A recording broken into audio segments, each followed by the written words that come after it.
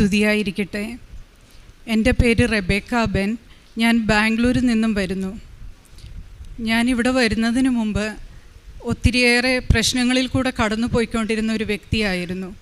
എൻ്റെ ഹസ്ബൻഡിന് ബാംഗ്ലൂർ 21 വർഷമായിട്ട് ബിസിനസ് ഉണ്ടായിരുന്നു.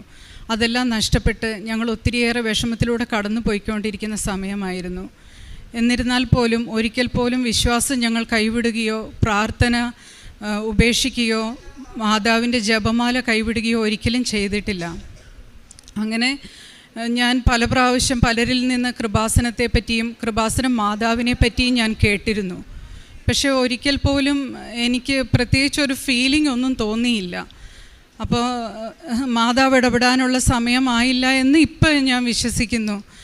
ഏതായാലും ശരി, ഈ കഴിഞ്ഞ 2022 ഒക്ടോബർ 28 ഞാൻ എല്ലാ ദിവസവും രാവിലെ 3 മണിക്ക് എഴുന്നേറ്റ് ബൈബിൾ വായിക്കും, ജപമാല പറയും. അങ്ങനെ ബൈബിൾ വായിച്ച് ജപമാലയെല്ലാം പറഞ്ഞ് ഞാൻ ചെറുതായിട്ടൊന്ന് മയങ്ങിപ്പോയപ്പോൾ ഞാൻ സമയം ഉറങ്ങുന്നതിന് മുമ്പ് ഞാൻ 5 മണിയായിരുന്നു സമയം കണ്ടത്. പക്ഷെ ഞാൻ മയക്കത്തിൽ ഇങ്ങനെ ഒരു സ്വരം കേട്ടു, നീ എഴുന്നേറ്റ് കൃപാസനത്തിലേക്ക് വാ എന്ന്. അപ്പോൾ എനിക്ക് മനസ്സിലായില്ല ഞാൻ സ്വപ്നത്തിലാണോ എന്താ, എനിക്ക് മനസ്സിലായില്ല. അപ്പോൾ ഞാൻ ചോദിച്ചു ഞാൻ എന്താ ചെയ്യണ്ടേ. അപ്പോൾ വീണ്ടും പറഞ്ഞു. അപ്പോൾ എന്നോടൊരു പെങ്കൊച്ച് എപ്പോഴും കൃപാസനത്തെ പറ്റി പറയുമായിരുന്നു. അപ്പോൾ വീണ്ടും ഞാൻ സ്വരം കേട്ടു, ഏഞ്ചലായ കൂട്ടി നീ കൃപാസനത്തിലേക്ക് വാ എന്ന്. അപ്പോൾ ഞാൻ ചോദിച്ചു ഞാൻ കൃപാസനത്തിൽ വന്ന് എന്താ ചെയ്യണ്ടേ. അപ്പോൾ എന്നോട് പറഞ്ഞു, നിനക്ക് ആവശ്യമുള്ള കാര്യങ്ങൾ നീ എന്നോട് പറ, ഞാൻ നിനക്കത് സാധിച്ചു തരാം. അപ്പോൾ ആ ദിവസങ്ങളിലൊക്കെ ഞാൻ വളരെ ഭയങ്കരമായ ഒരു വിഷമാവസ്ഥയിലായിരുന്നു. എനിക്ക് വളരെ അത്യാവശ്യമായിട്ടുള്ള ഒരു കാര്യം സാധിച്ചു കിട്ടണമായിരുന്നു. അതിനെനിക്ക് 10 ദിവസത്തെ സമയമേ ഉണ്ടായിരുന്നുള്ളൂ. അപ്പോൾ മാതാവ് പറഞ്ഞ്, ഞാൻ വീണ്ടും സ്വരം കേൾക്കുക, നീ ഡേറ്റ് ഇട്ടിട്ട് എന്നോട് പറ, ഞാൻ നിനക്ക് സാധിച്ചു തരാം. അപ്പോൾ എനിക്ക് മനസ്സിലായി കൃപാസനം മാതാവാണ് എന്നോട് സംസാരിക്കുന്നതെന്ന്. അപ്പം ഞാൻ ഡേറ്റ് പറയാൻ തുടങ്ങി. അപ്പോൾ പെട്ടെന്ന് എനിക്കൊരു വിശ്വാസക്കുറവ് പോലെ, കാരണം മനുഷ്യരാൽ സാധിക്കുന്ന ഒരു കാര്യമല്ലായിരുന്നു എൻ്റേത്. അപ്പം ഞാൻ വിചാരിച്ചു, ഞാൻ എൻ്റെ ആവശ്യം പറഞ്ഞിട്ടുണ്ടെങ്കിൽ മാതാവിന് സാധിച്ചു തരാൻ പറ്റിയില്ലെങ്കിൽ മാതാവിന് നാണക്കേടുമാകും, എനിക്ക് വിഷമവും ആകും. അപ്പം ഞാൻ മാതാവിനോട് പറഞ്ഞു, അമ്മേ ഞാൻ ഡേറ്റൊന്നും പറയുന്നില്ല, എൻ്റെ ഈ ആവശ്യം നടന്നു കിട്ടാൻ എനിക്ക് 10 ദിവസം സമയമേ ഉള്ളൂ, അമ്മ എനിക്കത് സാധിച്ചു തരണം എന്ന് പറഞ്ഞു. ഇത് ഒക്ടോബർ 28 ഇത് നടക്കുന്നത്. നവംബർ 6 പറയുന്ന ഒരു ദിവസം, 10 ദിവസം പോലും എടുത്തില്ല, എൻ്റെ ആ വലിയ ആവശ്യം മാതാവ് എനിക്ക് സാധിച്ചു തന്നു. എൻ്റെ ആവശ്യം നടന്നു കഴിഞ്ഞിട്ടും എനിക്ക് കൃപാസനത്തിൽ വരാൻ ഒക്കുന്നില്ല. അപ്പോൾ ഞാൻ ആ പെങ്കൊച്ചിനെ വിളിച്ചു. രാവിലെ ഉറക്കം എഴുന്നേറ്റ് കഴിഞ്ഞിട്ട് ഞാൻ ആ പെൺകുട്ടിയെ വിളിച്ചു. ഞാൻ പറഞ്ഞു, ഏഞ്ചല, മാതാവ് പറയുന്നു നിന്നെ കൂട്ടിയിട്ട് കൃപാസനത്തിൽ വരാൻ പറയുന്നെന്ന് പറഞ്ഞു. അപ്പോഴത്തേക്ക് ആ കൊച്ചു ഭയങ്കരമായിട്ട് കരയാൻ തുടങ്ങി. കാരണം എന്താണെന്ന് വെച്ച് കഴിഞ്ഞാൽ, അവളിവിടെ കൃപാസനത്തിൽ വന്ന് ഉടമ്പടി എടുത്തിട്ടുണ്ടായിരുന്നു അവൾക്കൊരു ജോലി കിട്ടാൻ വേണ്ടിയിട്ട്. അങ്ങനെ അവൾക്ക് ഒക്ടോബറിൽ ജോലി കിട്ടി. അപ്പോൾ അവളും മാതാവിനോട് പറഞ്ഞായിരുന്നു അവൾക്ക് ജോലി കിട്ടിക്കഴിഞ്ഞാൽ ആദ്യത്തെ സാലറിയിൽ അവൾ ഒരാളെ കൃപാസനത്തിൽ കൊണ്ടുവരാമെന്ന്. അങ്ങനെ അവളുടെ ഫ്രണ്ട്സിനോടും ഒത്തിരി ആൾക്കാരോടും ഒക്കെ ചോദിച്ചു കൃപാസനത്തിൽ അവളുടെ കൂടെ വരാമോ എന്ന്. അപ്പോൾ ആരും വരാമെന്ന് പറഞ്ഞില്ല. അങ്ങനെ ഇരിക്കുന്ന സമയത്താണ് ഞാൻ അവളെ ഒക്ടോബർ 28 വിളിച്ചിട്ട് പറയുന്നത്, ഏഞ്ചല, മാതാവ് എന്നോട് പറയുന്നു നിന്നെ കൂട്ടി കൃപാസനത്തിൽ വരാൻ പറയുന്നെന്ന് പറഞ്ഞു. അപ്പോൾ അവൾ വലിയ വായിൽ കരയാൻ തുടങ്ങി. ചേച്ചി, ഞാൻ ഇന്ന് വരെ അന്വേഷിച്ചിട്ട് ആരെയും കിട്ടിയില്ല, അപ്പോൾ ചേച്ചിയെ കൊണ്ട് കൃപാസനത്തിൽ ചെല്ലാൻ വേണ്ടിയിട്ടാണ് അങ്ങനെ സംഭവിച്ചത്, അപ്പോൾ ചേച്ചിയെ തന്നെയാണ് ഞാൻ കൊണ്ടുപോകേണ്ടതെന്ന് പറഞ്ഞു. അങ്ങനെ നവംബർ 10 അവളുടെ സാലറി കിട്ടിയിട്ട് അവൾ എന്നെയും കൊണ്ട് ഇവിടെ വരാമെന്ന് പറഞ്ഞിരുന്നു. നവംബർ 10 ഡിസംബർ 10 അവൾ എന്നെയും കൊണ്ട് ഇങ്ങോട്ട് വന്നില്ല. അപ്പം ഞാനിങ്ങനെ മാതാവിനോട് ചോദിച്ചു, അമ്മേ, എനിക്ക് ഇനിയും അമ്മയുടെ അടുത്ത് എത്താനുള്ള സമയമായിട്ടില്ലയോ, എന്താണ് എൻ്റെ തടസ്സം എന്ന് ചോദിച്ച് ഞാൻ ഭയങ്കരമായിട്ട് വിഷമിച്ചു. അപ്പം മാതാവ് എന്നോട് പറഞ്ഞു, ആ കൊച്ചിന് നിന്നെ കൊണ്ട് കൃപാസനത്തിൽ പോകാനുള്ള പണമില്ല, അപ്പം നീ അവളോട് പറ, അവളുടെ ചിലവും കൂടെ നീ എടുക്കാമെന്ന് പറ, അപ്പോൾ അവൾ നിന്നെ കൊണ്ടുപോകുമെന്ന് പറഞ്ഞു.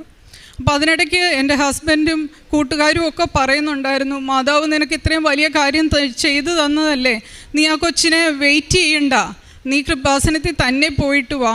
അപ്പം ഞാൻ പറഞ്ഞു, ഇല്ല, മാതാവ് ആ കൊച്ചിനെ കൂട്ടിക്കൊണ്ട് പോകാൻ പറഞ്ഞിട്ടുണ്ടെങ്കിൽ അതിലെന്തെങ്കിലും ഒരു കാര്യം ഉണ്ടാവും, അപ്പം ഞാൻ അവളെയും കൊണ്ടേ വരുന്നുള്ളൂ എന്ന് പറഞ്ഞ് ഞാൻ വെയിറ്റ് ചെയ്തു. അങ്ങനെ ഞാൻ ഡിസംബർ 10 അവളെ വിളിച്ചിട്ട് പറഞ്ഞു, എടി മാതാവ് പറയുന്നത് നിൻ്റെ അടുത്ത് പൈസ ഇല്ലെന്നാണ് പറയുന്നത്, എന്നോട് എല്ലാ ചിലവും കാര്യങ്ങളും എടുക്കാൻ പറഞ്ഞിട്ടുണ്ട്, ഞാൻ എടുത്തോളാം, നമുക്ക് പോകാമെന്ന് ചോദിച്ചു. അപ്പോൾ അവൾ പറഞ്ഞു, ചേച്ചി ഇന്ന് തന്നെ ടിക്കറ്റ് എടുത്തോ, ഞാൻ വരാൻ റെഡിയാ, എൻ്റെ അടുത്ത് പൈസ ഇല്ലാത്തത് കൊണ്ട് തന്നെയായിരുന്നു ഞാൻ ചേച്ചിയെ കൊണ്ടുപോകാതിരുന്നതെന്ന് പറഞ്ഞു. അങ്ങനെ അന്ന് തന്നെ ഞാൻ ടിക്കറ്റൊക്കെ റെഡിയാക്കി ഞങ്ങൾ 2 പേരോട് ഇവിടെ കൃപാസനത്തിൽ വന്നു. ഇവിടെ വന്ന് അപ്പോൾ ഞാൻ ഒത്തിരി വർഷമായിട്ട് പല അസുഖങ്ങളായിട്ട് കഷ്ടപ്പെടുവാണ്. എൻ്റെ വയറ്റിൽ ഓൾറെഡി എനിക്ക് 6 ഓപ്പറേഷനൊക്കെ കഴിഞ്ഞു. അതിനകത്ത് വലിയൊരു സർജറി നടന്നത് എന്താണെന്ന് വെച്ചാൽ എൻ്റെ വയറ്റിൽ ഒരു 15 സെൻറ്റിമീറ്ററുള്ള ട്യൂമർ ഉണ്ടായിരുന്നു. അപ്പോൾ ആ ട്യൂമർ ആർക്കും റിമൂവ് ചെയ്യാൻ പറ്റുന്നില്ല, ഒത്തിരി വളർന്നു പോയി. അപ്പോൾ 5 സെൻറ്റിമീറ്റർ കൂടുതലുള്ള ട്യൂമർ ഭയങ്കര ബുദ്ധിമുട്ടാണ് ഡോക്ടേഴ്സിന് ഓപ്പറേറ്റ് ചെയ്യാൻ. അപ്പോൾ ഇത് 15 സെൻറ്റിമീറ്റർ ആയപ്പോഴത്തേക്കും ഡോക്ടേഴ്സ് പറഞ്ഞു അത് ടച്ച് ചെയ്താൽ പൊട്ടിപ്പോവും, അപ്പോൾ അവർക്ക് ഭയങ്കര റിസ്ക്കാണ്, നിങ്ങൾ വേറെ ഹോസ്പിറ്റലിൽ പൊക്കോളാൻ പറഞ്ഞു. അങ്ങനെ ഞാൻ 11ാമത്തെ ഹോസ്പിറ്റലാണ് ഒരു ഡോക്ടർ എൻ്റെ സർജറി ചെയ്യാമെന്ന് പറഞ്ഞത്. അങ്ങനെ എനിക്ക് വലിയൊരു സർജറി കഴിഞ്ഞിട്ടിരിക്കുമായിരുന്നു. അപ്പോൾ സർജറി എന്ന് പറഞ്ഞാൽ ഈ ട്യൂമർ എടുക്കുന്ന കൂടെ എൻ്റെ യൂട്രസും ഓവറിയും സെർവിക്സും റിമൂവ് ചെയ്യേണ്ടി വന്നു. അപ്പോൾ ക്യാൻസറിൻ്റെ സ്റ്റാർട്ടിങ് സ്റ്റേജ് ആണെന്നുള്ള ഇതിൽ എല്ലാം റിമൂവ് ചെയ്യേണ്ടി വന്നു. അപ്പോൾ അത് കഴിഞ്ഞ് എനിക്ക് റെസ്റ്റ് എടുക്കാനൊന്നും സമയം കിട്ടിയില്ല. അപ്പോൾ ഞാൻ ഒത്തിരി ജോലികളൊക്കെ ചെയ്തപ്പം എൻ്റെ ഓർഗൻസ് പ്രൊലാപ്സ് ആയിപ്പോയി, എനിക്ക് ഇൻറ്റസ്റ്റൈൻ ഡിസെൻഡിങ് ആയി. അപ്പോൾ എൻ്റെ ഇൻറ്റസ്റ്റൈൻ ഇങ്ങനെ ഇറങ്ങി വന്നുകൊണ്ടിരിക്കും. അതിൻ്റെ കൂടെ 6 ഓപ്പറേഷൻ വയറ്റിൽ ചെയ്തപ്പം അവർ ഹോൾ ഇടുമല്ലോ, അതിൽ കൂടെ എനിക്ക് ഹെർണിയ ആയി. അപ്പോൾ ഈ ഇൻറ്റസ്റ്റൈൻ വന്നിട്ട് ബ്ലാഡറിൻ്റെ മുകളിൽ ഇരിക്കുന്നതുകൊണ്ട് ബ്ലാഡർ ലീക്കാണ്. അങ്ങനെ വയറ്റിൽ എനിക്ക് 3 മേജർ സർജറിയും കൂടെ ചെയ്യണമായിരുന്നു. ആ സമയത്താണ് ഇതൊക്കെ നടക്കുന്നത്. അപ്പോൾ എനിക്ക് യാത്ര ചെയ്യാനോ 10 നിമിഷം പോലും നിന്ന് ജോലി ചെയ്യാനോ നടക്കാനോ വെയിറ്റ് എടുക്കാനോ ഒന്നും പറ്റില്ല. അപ്പോൾ ഡോക്ടേഴ്സ് പറഞ്ഞിരിക്കുന്നത് കാല് മുകളിലേക്ക് ഉയർത്തി വെച്ച് തല താഴേക്ക് വെച്ച് കിടക്കണം, എഴുന്നേറ്റ് നടക്കാനേ പാടില്ല, കംപ്ലീറ്റ് ബെഡ് റെസ്റ്റ് ആയിരുന്നു എന്നോട് പറഞ്ഞിരുന്നത്. ഏതായാലും ശരി, എനിക്ക് യാത്ര ചെയ്ത് വരാനൊന്നും പറ്റത്തില്ല. പക്ഷേ ഞാൻ മാതാവിനെ മുറുകെ പിടിച്ചുകൊണ്ട് യാത്ര ചെയ്ത് ഞങ്ങൾ 2 പേരൂടെ ഇവിടെ വന്നു കഴിഞ്ഞപ്പോൾ ഇവിടുത്തെ തിരക്കൊക്കെ കണ്ടു കഴിഞ്ഞപ്പോൾ എനിക്ക് ഭയങ്കര ടെൻഷനായി. കാരണം ഇങ്ങോട്ട് ഇതിനകത്തേക്ക് കയറി വരാൻ പോലും പറ്റില്ലാത്തത്ര ജനമാണ്. അപ്പോൾ ഞാൻ പറഞ്ഞു, മോളെ നമുക്ക് തിരിച്ചു പോകാം, എനിക്ക് കണ്ടിട്ട് പേടിയാവുന്നു. അവൾ പറഞ്ഞു, സാരമില്ല ചേച്ചി എന്ന് പറഞ്ഞാൽ എൻ്റെ കൈ. അപ്പം ഞാൻ സ്വപ്നത്തിൽ കാണുന്നതിന് ഒരു കാര്യം പറയാൻ വിട്ടുപോയി. അപ്പോൾ മാതാവ് എന്നോട് ആ സമയത്ത് ഈ കൊച്ചെൻ്റെ കയ്യെ പിടിച്ച് കൃപാസനം മുഴുവൻ കൊണ്ടു നടന്ന് കാണിക്കുന്നത് മാതാവ് എന്നെ കാണിച്ചു തരുന്നുണ്ട്. അപ്പോൾ ഞാൻ കൃപാസനം മുഴുവൻ നടന്ന് ഞങ്ങൾ 2 പേരൂടെ നടക്കുമ്പം ജോസഫ് അച്ഛൻ എന്നെ വിളിക്കുന്നത് ഞാൻ കാണുന്നുണ്ട്.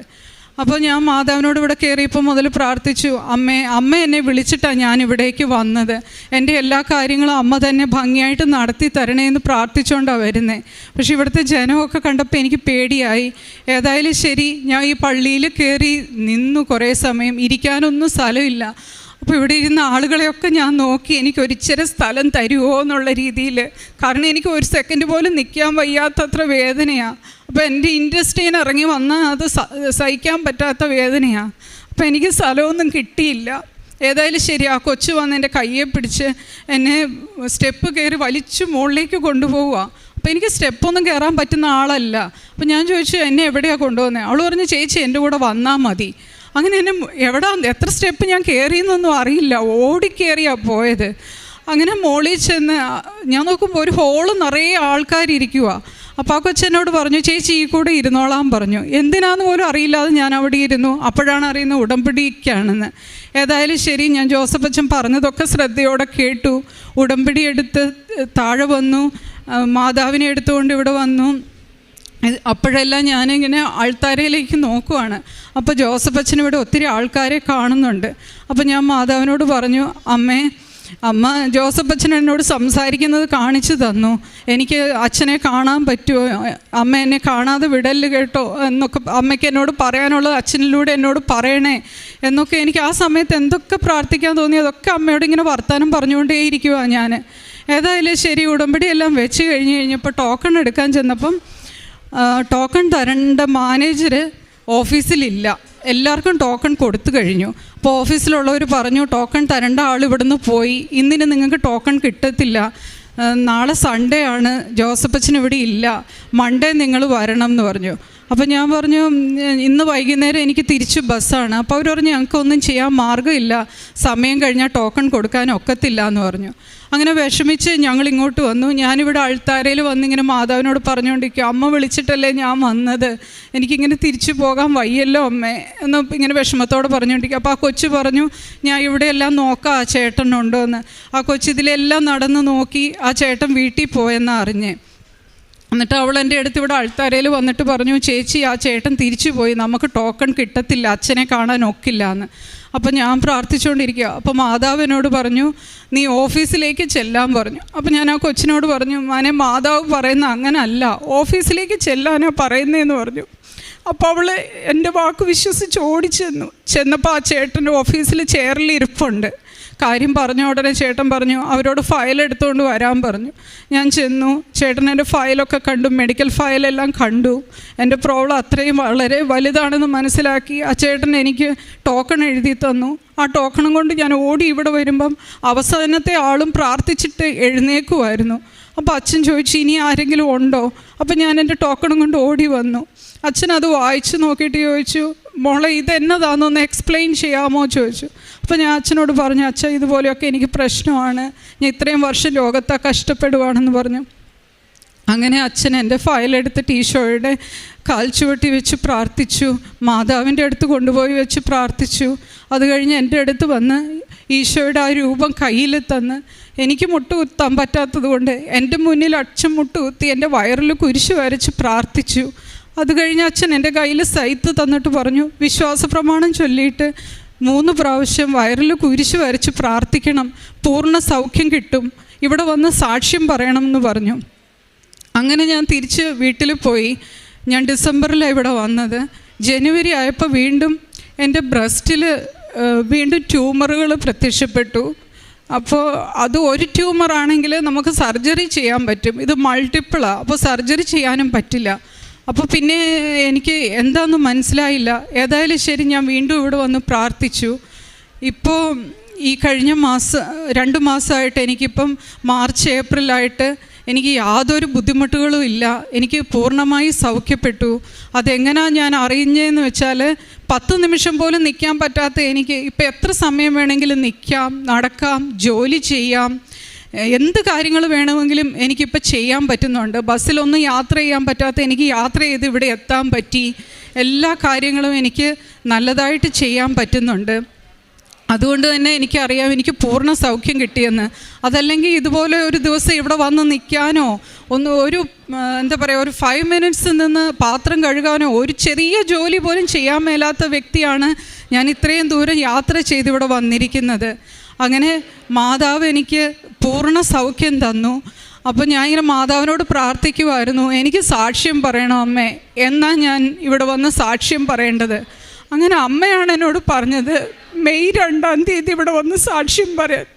അങ്ങനെ മാതാവ് നിർദ്ദേശിച്ച പ്രകാരമാണ് ഇന്ന് ഞാനിവിടെ സാക്ഷ്യം പറയാനായിട്ട് നിങ്ങളുടെ മുന്നിൽ വന്നിരിക്കുന്നത്. അങ്ങനെ ഒത്തിരിയേറെ വിഷമങ്ങളിൽ കൂടെ കടന്നു പോയിക്കൊണ്ടിരിക്കുന്ന എന്നെ മാതാവ് കൂടെ നിന്ന് എപ്പോഴും സഹായിക്കുന്നുണ്ട്. ഞാൻ എവിടെ പോകുവാണെങ്കിലും മാതാവിനെ വിളിച്ചുകൊണ്ടേ പോകത്തുള്ളൂ. ഞാൻ പ്രാർത്ഥിക്കും, അമ്മേ ഞാൻ അവിടെ ചെല്ലുമ്പം എനിക്ക് വേണ്ടതെല്ലാം അവർ ഒരുക്കി വെക്കണേ, എനിക്ക് വേണ്ട ആവശ്യം ഞാൻ ചോദിക്കുന്ന മുമ്പ് അവരെന്നോട് ഇങ്ങോട്ട് പറയണേ എന്ന് പറയും. അപ്പോൾ എൻ്റെ അടുത്ത് ഉടമ്പടിയിൽ വെച്ച് കാശ് രൂപ എൻ്റെ കയ്യിലുണ്ടാവും. ഞാൻ പ്രാർത്ഥിച്ചുകൊണ്ട് അവിടെ ചെല്ലുമ്പോൾ ഏത് ഓഫീസിൽ ചെന്നാലും ഒരു വാതിലുകളും എനിക്ക് അടയ്ക്കപ്പെടത്തില്ല. അതിനു മുമ്പ് എല്ലാം തടസ്സങ്ങളായിരുന്നു. പക്ഷേ മാതാവിനെ കയ്യിൽ പിടിച്ച് പ്രാർത്ഥിച്ചുകൊണ്ട് പോകും. ഞാൻ അവിടെ ചെന്ന് എൻ്റെ ആവശ്യം പറയുന്നതിന് മുമ്പ് എൻ്റെ മുന്നിലിരിക്കുന്ന വ്യക്തി ഇങ്ങോട്ട് പറയും, റെബേക്ക നിനക്ക് വേണ്ടിയിട്ട് ഞാൻ ഇതൊക്കെ ചെയ്ത് തരാമെന്ന് എന്നോട് ഇങ്ങോട്ട് പറയും.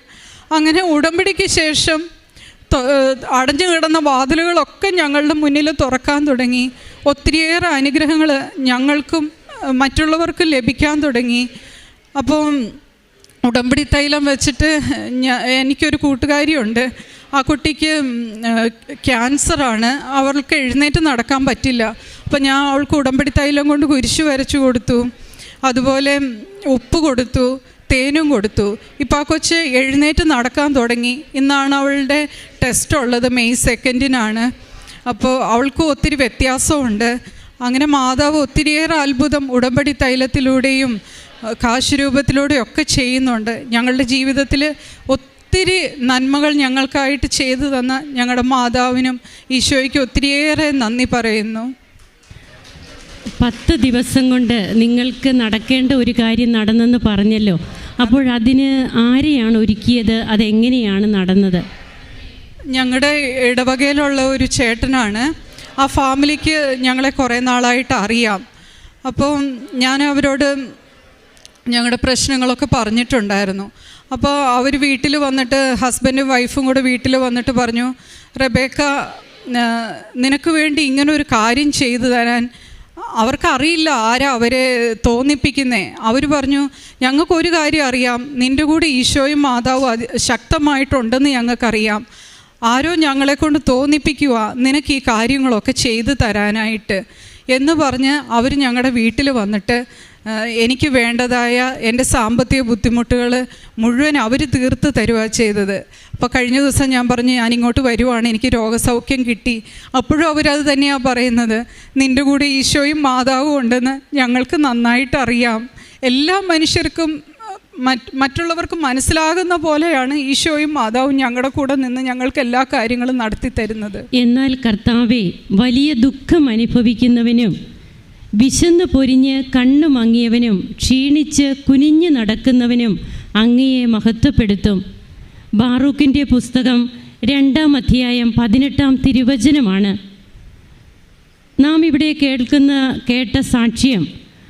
ഈ മകളുടെ രോഗാവസ്ഥ, അതുപോലെ ഈ മകൾക്കുണ്ടായിരുന്ന സാമ്പത്തികമായ ബുദ്ധിമുട്ടുകൾ, അങ്ങനെയുള്ള അവസരത്തിൽ എങ്ങനെയാണ് തിരുവചനം പറയുന്നത് പോലെ തിരുവചനം അർത്ഥവത്താവുകയാണ്. ഇവിടെ തിരുവചനം അർത്ഥവത്താണ് നമ്മുടെ ഓരോരുത്തരുടെയും ജീവിതത്തിൽ. അതൊന്നുകൂടി നമുക്ക് വളരെ ബലമായിട്ട് ഈശോ നമ്മോട് പറയുകയാണ്, ഞാൻ നിങ്ങളുടെ കൂടെ തന്നെയുണ്ട് എന്ന്. അതാണ് ഈ സാക്ഷ്യത്തിലൂടെ നമുക്ക് മനസ്സിലാവുക. അതായത് ഈ മകൾ റെബേക്ക ബെൻ എന്ന ഈ മകളുടെ ഓർഗൻ പ്രൊലാപ്സ്, ഈ മകൾക്ക് ഒരു വലിയ മുഴ ഉണ്ടായിരുന്നെന്നും 15 സെൻറ്റിമീറ്റർ ആയിരുന്നെന്നും അത് ഓപ്പറേറ്റ് ചെയ്യാനായിട്ട് 11ാമത്തെ ഹോസ്പിറ്റലിലാണ് അതൊന്ന് ഓപ്പറേറ്റ് ചെയ്യാനായിട്ടൊരു ഡോക്ടർ തയ്യാറായതെന്നും ഒക്കെ നാം സാക്ഷ്യത്തിലൂടെ കേട്ടു. അപ്പോഴങ്ങനെ വലിയ ഒരു അസ്വസ്ഥമായ സാഹചര്യത്തിൽ ഈ മകൾ ഇരിക്കുമ്പോഴാണ് പരിശുദ്ധ അമ്മയുടെ സാന്നിധ്യം ഈ മകൾക്ക് അനുഭവപ്പെടുക. അതായത് തൻ്റെ ജീവിതത്തിൽ ബിസിനസ് മേഖലകളിലൊക്കെ ഉണ്ടായ ഹസ്ബൻഡിനുണ്ടായ തകർച്ചകളെക്കുറിച്ച് ഈ മകൾ ഇവിടെ പറഞ്ഞു. അപ്പോൾ അങ്ങനെയുള്ള ഒരു അവസരത്തിലും ദൈവത്തെ കൈവിടാതെ ദൈവം ഞങ്ങളെ ദൈവത്തിൽ മാത്രം ആശ്രയിച്ചുകൊണ്ട്, അതാണ് തിരുവചനം പറഞ്ഞത്, എന്നാൽ കർത്താവെ, വലിയ ദുഃഖം അനുഭവിക്കുന്നവനും ക്ഷീണിച്ച് കുനിഞ്ഞു നടക്കുന്നവനും വിശന്ന് പൊരിഞ്ഞ് കണ്ണു മങ്ങിയവനും അങ്ങയെ മഹത്വപ്പെടുത്തുമെന്ന്. അതുതന്നെയാണ് ഇവർ ചെയ്തത്. ഇവരുടെ 21 വർഷത്തെ ബിസിനസ് തകർന്നപ്പോൾ ഇവരാകെ തകർന്ന് തരിപ്പണമാവുകയാണ്. ഇവർക്ക് പിന്നീട് മുമ്പോട്ട് എങ്ങനെയെന്ന് അറിയാത്തപ്പോഴും ഇവരെ ആശ്രയിക്കുന്നത് ജീവനുള്ള സത്യദൈവത്തിലാണ്. അതുകൊണ്ട് അമ്മ സാന്നിധ്യമാവുകയാണ് ഈ മകൾക്ക് എഴുന്നേറ്റ് നടക്കുവാൻ സാധിക്കില്ല, ഇരിക്കാൻ സാധിക്കില്ല, ഒരു ജോലിയും 5 മിനിറ്റ് പോലും ചെയ്യാൻ സാധിക്കില്ല. ഇൻറ്റസ്റ്റൈൻ ഡിസെൻഡിങ് ആണ് എന്ന് പറഞ്ഞാൽ ഇൻറ്റസ്റ്റൈൻ ഇറങ്ങി വരിക. അപ്പോൾ ഇൻറ്റസ്റ്റൈൻ ഇറങ്ങി വരുമ്പോഴൊക്കെ ഉണ്ടാകുന്ന വേദന, അത് വയറ്റിലുള്ള ഇൻറ്റസ്റ്റൈനാണ്, കുടലാണ് ഇറങ്ങി വരുന്നത്. അപ്പോഴതിൻ്റെയൊക്കെ വേദന എന്തുമാത്രമാണ്. അങ്ങനെയുള്ള അവസരത്തിൽ ഈ മകൾക്ക് വീണ്ടും ഒരു ഓപ്പറേഷൻ എന്നൊക്കെ പറയുമ്പോൾ അതിനുള്ള സാമ്പത്തിക സ്ഥിതിയില്ല. വീണ്ടും ഒരു വലിയ മേജർ ഓപ്പറേഷൻ കഴിഞ്ഞതുകൊണ്ട് പിന്നീടും ഓപ്പറേറ്റ് ചെയ്യുക എന്നുള്ളത് റിസ്ക്കാണ്. ഇങ്ങനെ വേദനിക്കുന്ന മകളുടെ അടുത്തേക്ക് അമ്മ കടന്നു വന്നിട്ട് പറയുന്നതാണ് നാം കേട്ടത്, നീ കൃപാസനത്തിൽ വരണം, അത് ആരെ കൂട്ടിക്കൊണ്ട് വരണം, നീ എന്ത് ചെയ്യണം. അപ്പോൾ പ്രിയപ്പെട്ടവരെ നോക്കുക, നമുക്ക് കാണാൻ പറ്റും, നമുക്ക് അനുഭവിക്കാൻ പറ്റും. നാം ഉടമ്പടിയിൽ അതായത് അമ്മയോടൊത്തൊരു ജീവിതം നയിക്കുമ്പോൾ ഉടമ്പടി എടുക്കുന്നതിന് മുൻപ് തന്നെയാണ് ഈ മകൾക്ക് അമ്മയുടെ ആ ഒരു സാന്നിധ്യം അമ്മ കൊടുക്കുന്നത്. അതായത് തന്നിൽ ആശ്രയിക്കുന്ന മക്കൾ ആ മക്കളുടെ അടുത്ത് ഏത് നിമിഷവും ഓടിയെത്തുന്ന ഒരമ്മയെയാണ് നമുക്ക് കാണുവാൻ കഴിയുക. നമ്മുടെ പെറ്റ അമ്മയെ പോലെ ആ അമ്മയേക്കാൾ സ്നേഹിക്കുന്നവനാണ് പെറ്റമ്മ മറന്നാലും ഞാൻ നിന്നെ മറക്കുകയില്ല എന്നാണ് തിരുവചനം നമ്മോട് പറയുക. അപ്പോൾ അങ്ങനെ നമ്മെ സ്നേഹിക്കുന്ന ഒരു തമ്പുരാൻ, ആ തമ്പുരാൻ്റെ സ്വർഗീയ അമ്മ, ആ അമ്മയുടെ മാധ്യസ്ഥം എത്രമാത്രം ശക്തമായിരുന്നു ഈ മകളുടെ ജീവിതത്തിലെന്ന് നമുക്ക് കാണുവാൻ കഴിയും. അങ്ങനെ ആ മകൾ ഇവിടെ വരുന്നു. തന്നെ അലട്ടിക്കൊണ്ടിരുന്ന ആ എല്ലാ അവസ്ഥകളും ഈ മകൾക്ക് മാറുകയാണ്. ബഹുമാനപ്പെട്ട ജോസഫ് അച്ഛനെ കാണുന്നതൊക്കെ എങ്ങനെയാണ് ഈ മകൾക്ക് അതിനുള്ള ചാൻസ് കിട്ടുന്നത്, ഇതൊക്കെ നാം കേട്ട് കഴിഞ്ഞു. അപ്പോൾ അമ്മ പ്രവർത്തിക്കുമ്പോൾ, അമ്മ പറയുമ്പോൾ അവിടെ ഈശോയ്ക്ക് ഒന്നും ചെയ്യാതിരിക്കാൻ പറ്റില്ല. അമ്മ പറയുന്ന ഓരോ വാക്കും ഈശോ ആദരിക്കും. അതുതന്നെയാണ് നമുക്ക് സുവിശേഷങ്ങളിലുടനീളം പ്രത്യേകിച്ച് കാനായിലെ കല്യാണ വിരുന്നിൽ കാണുവാൻ കഴിയുക. അങ്ങനെ ഈ മകൾക്ക് പരിപൂർണമായ രോഗസൗഖ്യം കിട്ടി. വീണ്ടും ഈ മകൾ ഇവിടെ വന്നിരിക്കുകയാണ്. അമ്മയ്ക്ക് സാക്ഷിയായിക്കൊണ്ട് അമ്മ പറഞ്ഞ ഡേറ്റിൽ തന്നെ ഈ മകൾ ഇവിടെ വന്ന് സാക്ഷ്യം പറയുകയാണ്. അങ്ങനെ കടബാധ്യതകളിൽ നിന്നും തന്നെ അലട്ടിക്കൊണ്ടിരുന്ന പലതരത്തിലുള്ള രോഗത്തിൽ നിന്നും വിടുതൽ കിട്ടി. ഇന്ന് ഇവിടെ വന്ന് അമ്മയ്ക്ക് സാക്ഷിയായി നിൽക്കുന്ന ഈ മകളോടൊപ്പം നമ്മെയും ഇതുപോലെ സാക്ഷികളാക്കി അമ്മയുടെ തിരുനടയിൽ നിന്ന് സാക്ഷ്യം പറയുവാൻ നമുക്കും സാധിക്കണമേ എന്ന ഒരു പ്രാർത്ഥന നമ്മിൽ നിന്ന് ഉയരട്ടെ. അതിന് നാമും കൊടുക്കേണ്ടതുണ്ട്. നാം ഇൻവെസ്റ്റ് ചെയ്യേണ്ടത് ഒത്തിരി കാര്യങ്ങളുണ്ട്. നാം ഒരു സാധാ മട്ടിൽ ഉടമ്പടി എടുത്താൽ പോരാ.